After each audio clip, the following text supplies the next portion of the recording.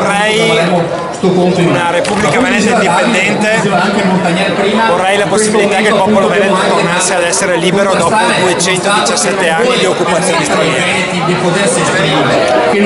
Come lo vedi il Veneto?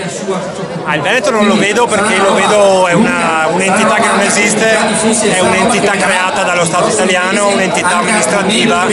Da un punto di vista pratico, per quanto mi riguarda, il Veneto non esiste. E come lo vorresti? Io vorrei una Venezia indipendente, vorrei una Venezia che potesse gestire le proprie risorse, un popolo veneto che tornasse ad essere padrone della propria sovranità. Fra quanto saremo indipendenti? Ma io dal punto di vista pratico sono già indipendente, io sono già veneto, mi sono già dichiarato indipendente, quindi de jure io sono già indipendente. Manca l'indipendenza de facto e quella è l'indipendenza che dobbiamo trovare tutti insieme ed è quello che manca per legalizzare la nostra libertà. Diciamo che prima manca il passo che devono fare tutti nella propria testa di diventare indipendenti, pensare da indipendenti, sbaglio? Sì, dobbiamo iniziare a pensare da veneti, dobbiamo creare coscienze venete e non evasori italiani, dobbiamo creare gente che pensa da veneti e non da colonizzati italiani.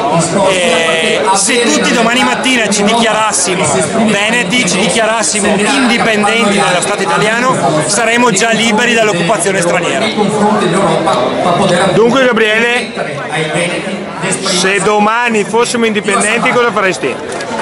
Probabilmente mi toglierei un peso dalla coscienza e dall'anima, perché vivere da colonizzato non è bello. Mi piacerebbe poter vivere in uno Stato in cui mi posso riconoscere con le istituzioni, in cui mi riconosco in cui la nazione è la mia nazione, in cui mi riconosco nelle istituzioni e in uno Stato in cui anch'io posso essere libero di partecipare alla vita politica. Adesso come Veneto non posso partecipare alla vita politica di uno Stato straniero come l'Italia.